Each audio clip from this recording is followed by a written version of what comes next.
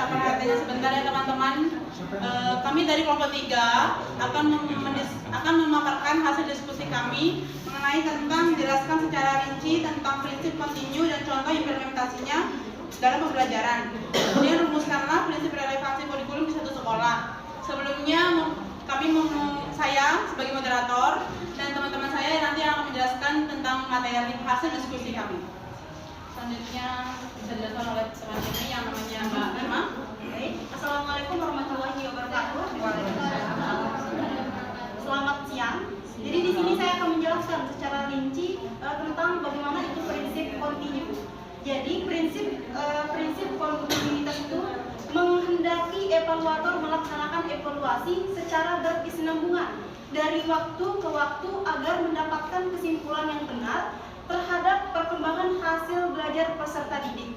Nah, makna kontinuitas di sini adalah berhubungan, yaitu adanya nilai keterkaitan antara kurikulum dari berbagai tingkat pendidikan, sehingga tidak terjadi pengulangan atau disharmonisasi bahan pembelajaran yang berakibat jenuh atau membosankan baik yang mengajarkan yaitu guru maupun yang belajar atau peserta didik.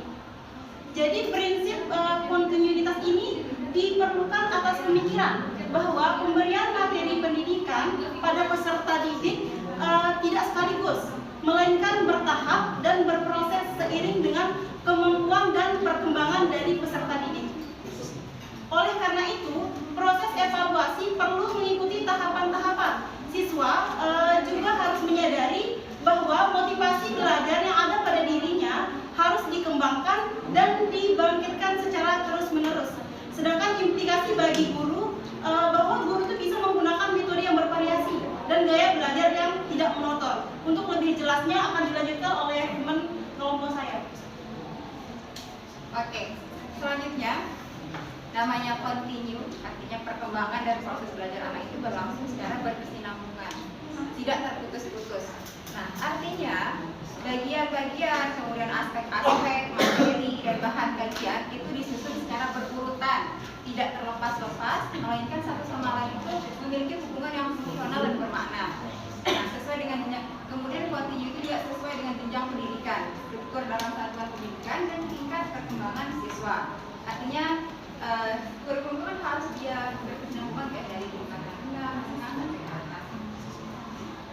Oke, selanjutnya oleh karena itu pengalaman-pengalaman yang disediakan kurikulum juga hendaknya berkesinambungan antara satu tingkat kelas dengan kelas lainnya, antara satu jenjang pendidikan dan jenjang pendidikan lainnya, dan antara jenjang pendidikan dengan pekerjaan harus berkesinambungan.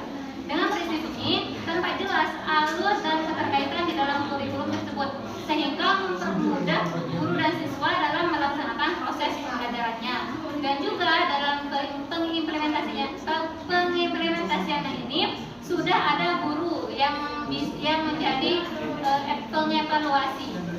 Selanjutnya, Baik, adapun dalam praktiknya, wujud dari pelaksanaan pretest di awal kegiatan pembelajaran memberikan kesempatan bertanya kepada siswa atau mahasiswa dan mengajukan pertanyaan-pertanyaan kepada mereka di sela-sela kegiatan pembelajaran.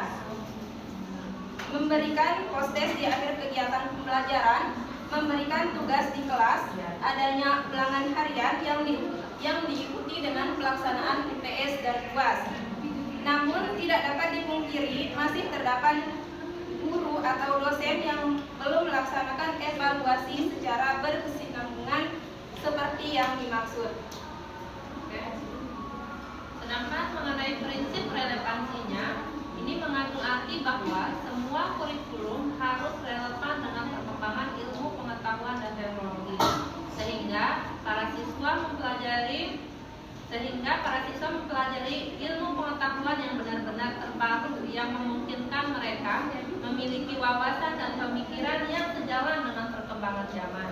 Di mana prinsip relevansi ini mengandung arti bahwa sebuah kurikulum yang harus relevan dengan perkembangan ilmu pengetahuan dan teknologi, sehingga para siswa mempelajari ilmu pengetahuan yang benar-benar terbaru yang memungkinkan mereka memiliki wawasan dan pemikiran yang sejalan dengan perkembangan zaman.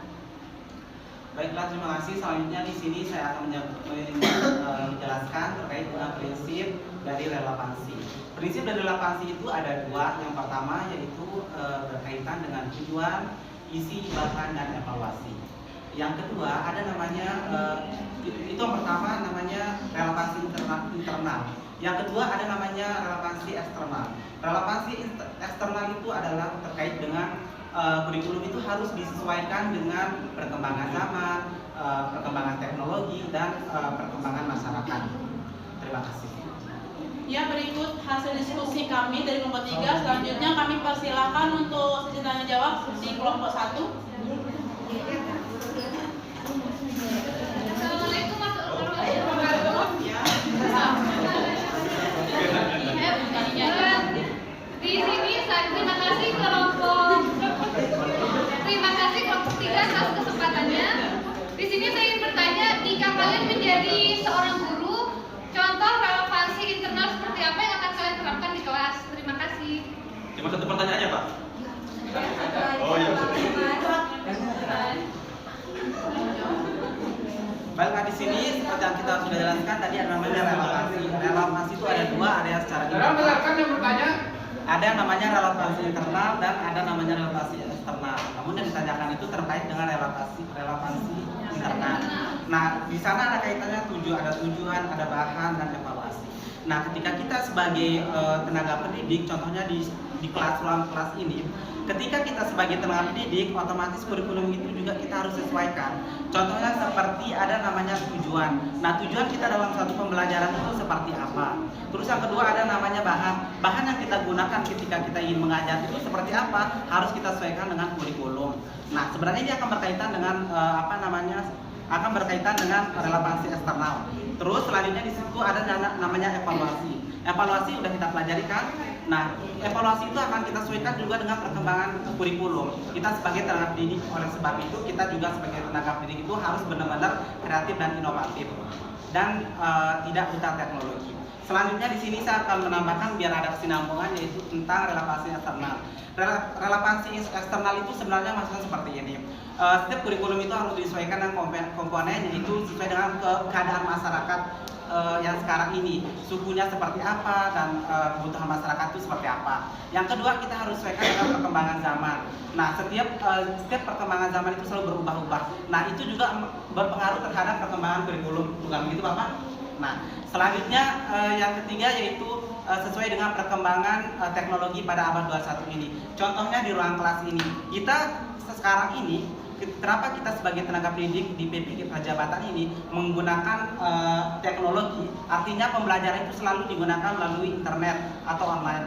Dan kita sebenarnya ini generasi Z termasuk, karena kita itu masih beradaptasi dengan perkembangan zaman, berbeda dengan generasi Alpha. Generasi Alpha itu adalah generasi yang di atas yang kelahiran di atas 2010 ke atas. Mereka itu adalah orang-orang yang disebut dengan generasi Alpha, anak digitalized, artinya orang sudah melek teknologi. Contohnya dia bangun aja dia udah pegang HP, dia tidur pikirannya itu HP, apa segala macam itu apapun HP. Jadi makanya kita nggak usah heran, itulah anak-anak zaman sekarang, mereka itu kadang lebih pintar daripada kita dan mereka itu lebih paham, lebih cepat mengerti daripada kita. Nah, itu salah satu contoh dari suatu perkembangan teknologi yang benar-benar kita rasakan pada zaman sekarang ini. Salah satunya apa yang berubah saat ini yaitu kurikulum yang disebut dengan kurikulum merdeka, yang dulunya disebut dengan prototype karena itu bentuk inovasi dari akibat dari pandemi COVID-19 pada tahun 2020. Boleh saya ngomong lagi sedikit, Pak? Tinggal 1 menit. Tinggal 1 menit. Dan selanjutnya yang dulu kan ada K13. Sekarang ada namanya kurikulum prototype sebelum dia menjadi kurikulum merdeka. Itu adalah salah satu bentuk dari perubahan kurikulum atau perkembangan dari kurikulum itu selalu akan berubah-ubah sesuai dengan perkembangan teknologi, kebutuhan masyarakat, dan perkembangan masyarakat sosial. Terima kasih. Ya, itu jawaban dari kelompok kami yang akan diterima Mbak Wipina. Sebelum menutup diskusi kami, ada sedikit pantun yaitu burung dara, burung cendrawasih bisa dicari.